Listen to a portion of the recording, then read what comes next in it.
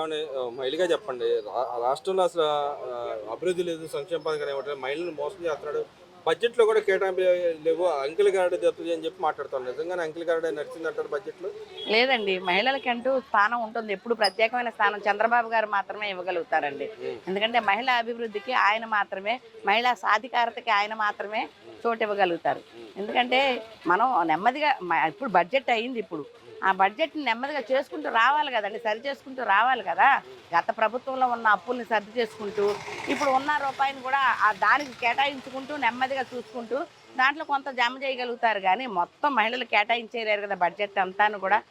అంటే ఇక్కడ మోసం చేస్తున్నాడంటగా, మిమ్మల్ని మోసం చేసాడమ్మా ఎవరండి మోసం చేస్తుంది? చంద్రబాబు నాయుడు గారు. ఎందుకు మోసం చేస్తారు? మహిళా సాధికారత కావాలన్న వ్యక్తి ఎందుకు మోసం చేస్తారండి? మహిళలు అభివృద్ధి చెందాలి, మహిళలు వ్యాపారాలు చేయాలి, మహిళలు కుటుంబిట్టలు కుట్టాలి. మహిళలు అభివృద్ధి చెందితేనే ఇంట్లో కుటుంబంలో మహిళ ఒక్కటి అభివృద్ధి చెందితే కుటుంబం అంతా అభివృద్ధి చెందుతుంది అన్న మంచి ఆలోచనలతో ఆయన ఉంటే మహిళలను ఎందుకు మోసం చేస్తారండి ఆయన? అంటే మరి పీపీ విధానం ద్వారా మీలాంటి మహిళలకి ఒక ఇంటికి ఒక ఎంటర్‌ప్రెన్యూర్ ఉండాలని చెప్పి కోరుతా ఉన్నాడు చంద్రబాబు నాయుడు. ఒక అవునండి. ఉద్యోగ అవకాశాలతో పాటు నలుగురికి ఉపాధి కల్పించాలని చూస్తాం. మరి దాని దాని విధంగా ఆయన గవర్నమెంట్ నుంచి ఏమైనా సహకారం అందుతుందమ్మా మీకు? అందుతుందండి. ఉమ్. గవర్నమెంట్ నుంచి ఇప్పుడు మేము తీసుకుంటున్నాం అనుకోండి, మేము ఈ వ్యాపారం చేయాలి అనుకుంటున్నాం ఇంట్లో.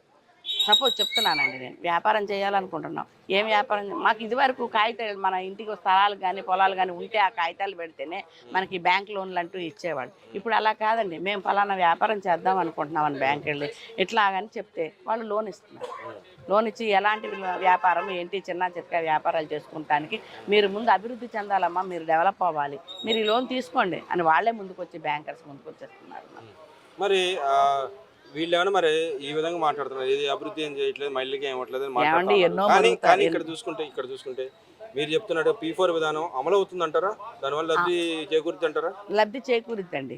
P4 విధానానికి ఆయన పట్టుబట్టింది కూడా ఆ P4 విధానం అమలు కావాలనే కదా. ఈ ఆంధ్రప్రదేశ్లో P4 విధానం అనేటటువంటిది రావాలి. పేదవాళ్ళు కూడా గొప్పవాళ్ళతో సమానంగా ఉండాలి. పేద గొప్పవాళ్ళు అనే తేడాలు లేకుండా అందరం కూడా సమానంగా ఉండాలి. వీళ్ళు కూడా నలుగురిని పెంచగలగాలి, నలుగురికి ముద్ద పెట్టగలగాలి అనే విధానమే కదా P4 సిద్ధాంతాన్ని ఆయన తీసుకురావాలని మొదటి నుంచి కూడా పాకులాడుతుంది కూడా దాని గురించి. మరి ఇక్కడ చూసుకుంటే మరి పథకాలు ఇవ్వట్లేదు, నేనంటే బటన్ నొక్కని గవర్నమెంట్ వచ్చిన బటన్ నొక్కట్లేదు, ఏం చేయట్లేదు. ఇంకో పక్కన లా అండ్ ఆర్డర్ లేదు, రాష్ట్రంలో మహిళలను దారుణంగా హత్యలు చేస్తా ఉన్నారు, ఎవరికి రక్షణ లేదని చెప్పి మాట్లాడుతూ ఉన్నారు కదా. ఎప్పుడు చేయకుండా ఉన్నారండి హత్యలు? ఎప్పుడు చేయకుండా? ఆ గవర్నమెంట్లో హత్యలు జరగలేదా? ఆ గవర్నమెంట్లో మానభంగాలు జరగలేదా? ఏ గవర్నమెంట్లో జరగలేదు? ఇంకా లా అండ్ ఆర్డర్ ఇప్పుడే స్ట్రిక్ట్గా ఉందండి. నిన్నగాక మన 13 సంవత్సరాల పాపను చంపేసిన పరిస్థితి ఏమైంది? స్ట్రిక్ట్గా ఉండబట్టే ఒకరిని చేస్తే రెండో కూడా జడుస్తాడని అంత స్ట్రిక్ట్గా కూడా నిర్ణయం తీసుకుందంటే అది ఒక తెలుగుదేశం గవర్నమెంట్, తెలుగుదేశం ప్రభుత్వంలోనే సరే. ఇక్కడ మరి కొంతమంది వైసీపీ నాయకులు మాట్లాడుతున్నారు, అలా చనిపోయిన వాళ్ళ మీద ప్రోత్సహించిన వాళ్ళు కూడా కేసులు పెట్టాలి, పోలీసుల మీద కూడా మాట్లాడుతున్నారు. ముఖ్యమంత్రి మీద, చంద్రబాబు నాయుడు గారి మీద కూడా కేసులు పెట్టాలి, అలా ఎలా చనిపోతారో చనిపోరు కదా అని చెప్పి మాట్లాడుతున్నారు. అంటే వాళ్ళు ఆత్మహత్యలు చేసుకుంటే కూడా గవర్నమెంట్ మీద కేసులు పెట్టారంటారు. ఇక్కడ అలా చేసిన ఏమన్నా మహిళగా చెప్పండి. రాష్ట్రంలో అసలు అభివృద్ధి లేదు, సంక్షేమ పథకాలు ఏమంటారు, మహిళలను మోసం చేస్తున్నాడు. బడ్జెట్లో కూడా కేటాయింపులు లేవు, అంకెల గారడీ దెబ్బతింది అని చెప్పి మాట్లాడుతున్నారు. నిజంగానే అంకెల గారడీ నడిచిందంటారు బడ్జెట్లో? లేదండి. మహిళలకంటూ స్థానం ఉంటుంది. ఎప్పుడు ప్రత్యేకమైన స్థానం చంద్రబాబు గారు మాత్రమే ఇవ్వగలుగుతారండి. ఎందుకంటే మహిళా అభివృద్ధికి ఆయన మాత్రమే, మహిళా సాధికారతకి ఆయన మాత్రమే చోటివ్వగలుగుతారు. ఎందుకంటే మనం నెమ్మదిగా ఇప్పుడు బడ్జెట్ అయింది ఇప్పుడు. ఆ బడ్జెట్ని నెమ్మదిగా చేసుకుంటూ రావాలి కదండి, సరి చేసుకుంటూ రావాలి కదా. గత ప్రభుత్వంలో ఉన్న అప్పుల్ని సర్ది చేసుకుంటూ, ఇప్పుడు ఉన్న రూపాయిని కూడా దానికి కేటాయించుకుంటూ నెమ్మదిగా చూసుకుంటూ దాంట్లో కొంత జమ చేయగలుగుతారు కానీ మొత్తం మహిళలు కేటాయించేయలేరు కదా బడ్జెట్ అంతాను కూడా. అంటే ఇక్కడ మోసం చేస్తున్నాడు అంటే మిమ్మల్ని మోసం చేసాడమ్మా. ఎవరండి మోసం చేస్తుంది? ఎందుకు మోసం చేస్తారు? మహిళా సాధికారత కావాలన్న వ్యక్తి ఎందుకు మోసం చేస్తారండి? మహిళలు అభివృద్ధి చెందాలి, మహిళలు వ్యాపారాలు చేయాలి, మహిళలు కుటుంబిట్టలు కుట్టాలి. మహిళలు అభివృద్ధి చెందితేనే ఇంట్లో కుటుంబంలో మహిళ ఒక్కటి అభివృద్ధి చెందితే కుటుంబం అంతా అభివృద్ధి చెందుతుంది అన్న మంచి ఆలోచనలతో ఆయన ఉంటే మహిళలను ఎందుకు మోసం చేస్తారండి ఆయన? అంటే మరి పీపీ విధానం ద్వారా మీలాంటి మహిళలకి ఒక ఇంటికి ఒక ఎంటర్‌ప్రెన్యూర్ ఉండాలని చెప్పి కోరుతా ఉన్నాడు చంద్రబాబు నాయుడు. ఒక ఉద్యోగ అవకాశాలతో పాటు నలుగురికి ఉపాధి కల్పించాలని చూస్తాం. మరి దాని విధంగా ఆయన గవర్నమెంట్ నుంచి ఏమైనా సహకారం అందుతుందమ్మా మీకు? అందుతుందండి. గవర్నమెంట్ నుంచి ఇప్పుడు మేము తీసుకుంటున్నాం అనుకోండి, మేము ఈ వ్యాపారం చేయాలి అనుకుంటున్నాం ఇంట్లో. సపోజ్ చెప్తున్నానండి, నేను వ్యాపారం చేయాలనుకుంటున్నాం. ఏం వ్యాపారం మాకు ఇదివరకు కాగితాలు మన ఇంటికి స్థలాలు కానీ పొలాలు కానీ ఉంటే ఆ కాగితాలు పెడితేనే మనకి బ్యాంక్ లోన్లు అంటూ ఇచ్చేవాళ్ళు. ఇప్పుడు అలా కాదండి, మేము ఫలానా వ్యాపారం చేద్దాం అనుకుంటున్నాం అని బ్యాంక్ వెళ్ళి ఇట్లాగని చెప్తే వాళ్ళు లోన్ ఇస్తున్నారు. లోన్ ఇచ్చి ఎలాంటి వ్యాపారం. మరి ఇంకో విషయానికి వస్తే ఇవాళ నేను అసెంబ్లీలోనే సోషల్ మీడియా కట్టడి చేయాలా, 16 ఏళ్ళ లోపు ఉన్న కూడా కట్టడి చేయాలని దీంట్లో ఉందని చెప్పి మాట్లాడారు. దాన్ని ఎలా చూడుతుంటారు? ఇది చాలా మంచి నిర్ణయం అండి. లోకేష్ బాబు గారు తీసుకున్నటువంటి నిర్ణయం ఇది చాలా మంచి నిర్ణయం. ఎందుకంటే 13, 14, 15 సంవత్సరాల పిల్లలు ఈ సోషల్ మీడియాకి అలవాటు పడిపోయి ప్రతి ఒక్కళ్ళు కూడా ఆ చాట్లు అవి ఏమంటారు వాటిని ఈ గేమ్స్ కానీ సోషల్ మీడియాలో గేమ్స్ కానీ ఆ చెత్త చెదారాలు అన్నీ చూసి వాళ్ళు మానసికంగా నైపుణ్యాన్ని పోగొట్టుకుంటున్నారండి. మానసిక నైపుణ్యం లేదు వాళ్ళకి.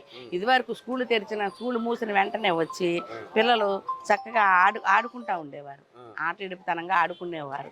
కానీ ఇప్పుడు ఏంటంటే పిల్లలు వచ్చిన దగ్గర నుంచి ఇంట్లోంచి గుమ్మం కదలకుండా ఇంట్లోనే కూర్చొని ఫోన్లతోనే వాళ్ళు పొద్దున్న లెగిసిన కాడి నుంచి ఫోన్లే, స్కూల్కి వెళ్ళి వచ్చిన దగ్గర నుంచి మళ్ళీ ఫోన్లు తీసి పక్కన పెట్టండి, ఆడుకోండి, బయటికి వెళ్ళండి అంటే కదలట్లే పిల్లలు ఎవరు.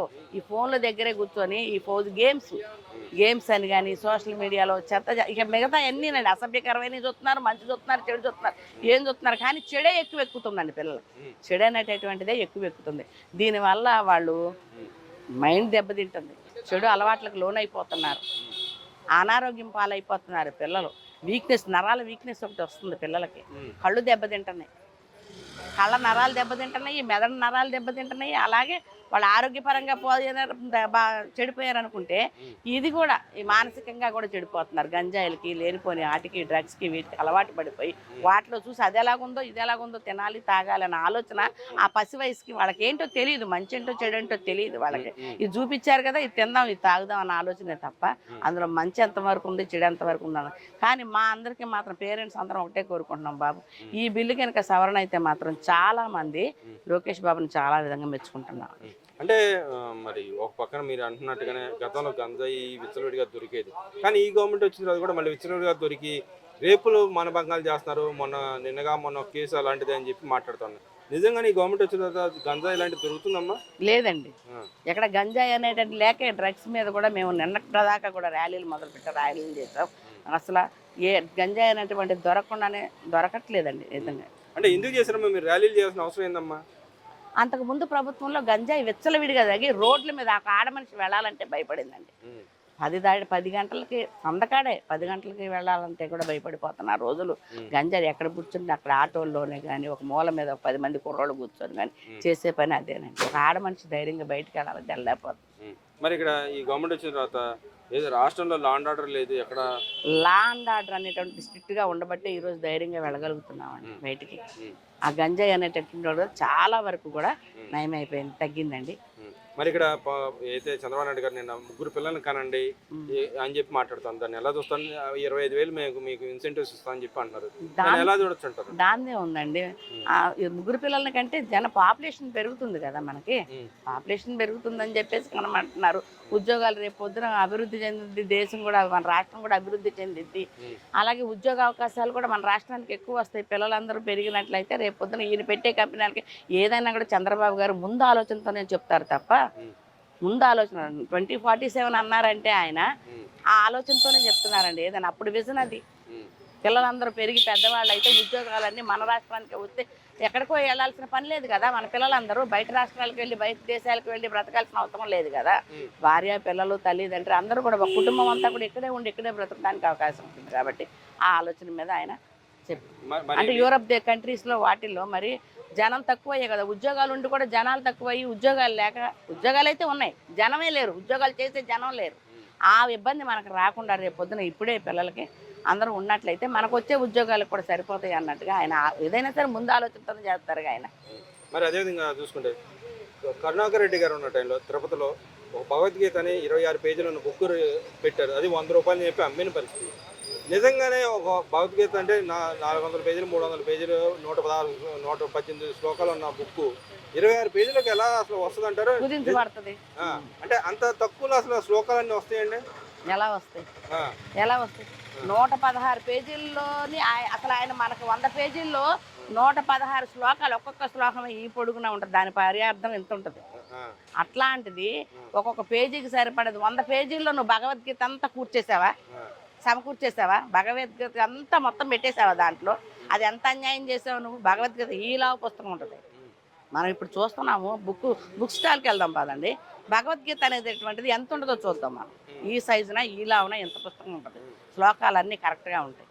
ఈ 100 శ్లోకాలు పెట్టి 50 శ్లోకాలు పెట్టి 100 పేజీల పుస్తకం అమ్మేసేసి, ఇది భగవద్గీత 26 పేజీలకి పెట్టి అందులో ఒక 50 శ్లోకాలు పెట్టి ఒక 30 శ్లోకాలు పెట్టి ఇదే భగవద్గీత అని అమ్మేసేసి, మరి దాంట్లో ఎంత దోచుకున్నాడండి ఆయన? కరుణాకర్ రెడ్డి గారు ఎంత దోచుకున్నాడు? తప్పకుండా దోచుకోబట్టే కదండి 26 పేజీలకి భగవద్గీత ఎక్కడ వస్తుందండి మీకు? పదండి మనం బుక్ స్టాల్కి వెళ్దాం, చూపిస్తా మీకు నేను. అంటే ఇప్పుడు మీరు అన్నట్టుగా 26 పేజీలు ఇన్ని రావు అంటున్నారు. అంటే ఆయన 100 రూపాయలకి ఎలా అమ్మారంటే మామూలు, అంటే ఒక పేజీ 4 రూపాయలకి దొరుకుతుందంటే, లేకపోతే 2 రూపాయలకి వస్తుంటారు? ఒక పేజీ మనం బయట కొనుక్కుంటే వైట్ పేపర్ కొంటే 2 రూపాయలు ఉంటుంది, ₹1 ఎంతో ఉంటుంది. 4 రూపాయలు ఎంత ఖర్చు అయింది అంటారు? 4 నుంచి 14 రూపాయలు ఎలాగైపోయిందంటే పాపం, ఎలాగైపోద్దండి? ఒక పేజీ 4 రూపాయలు అయిపోద్దా? పదండి వైట్ పేపర్ ఒకటి తీసుకుందామండి, A4 షీట్లు తీసుకుందాం, పోనీ ఈ పొడుగు షీట్లు తీసుకుందాం, ఎంత చెప్తారో తీసుకుందాం పదండి మనం. అంటే మరి అంత డబ్బులు ఎలా ఖర్చు చేస్తారంటారు వీళ్ళు దేవుడి పేరు మీద? ఏమండి స్కామ్ అండి అది స్కామ్. వాళ్ళు దాచుకోవడానికి ఎన్నో దారులు ఎత్తుక్కున్నారు కూడా. ఎత్తుక్కొని ఆ దారుల్లో వాళ్ళు వెళ్ళాల్సిన దారిలో వెళ్ళి చాలా పోగేశారు. అంటే మరి ఈ గవర్నమెంట్ దాంట్లో అంత కల్తీ చేసి తిరుపతి యొక్క ఏదైతే పవిత్రం దెబ్బతీస్తుంది ఈ గవర్నమెంట్ అని చెప్పి కరుణాకర్ రెడ్డి గారు మాట్లాడతారు. అది తప్పండి. తిరుపతి లడ్డూని కల్తీ, అసలు డైరీనే లేకుండా నెయ్యి తయారు చేసిన విధానం మీది. వైసీపీ గవర్నమెంట్ లోనే తిరుపతి యొక్క ప్రభావం పోగొట్టారండి.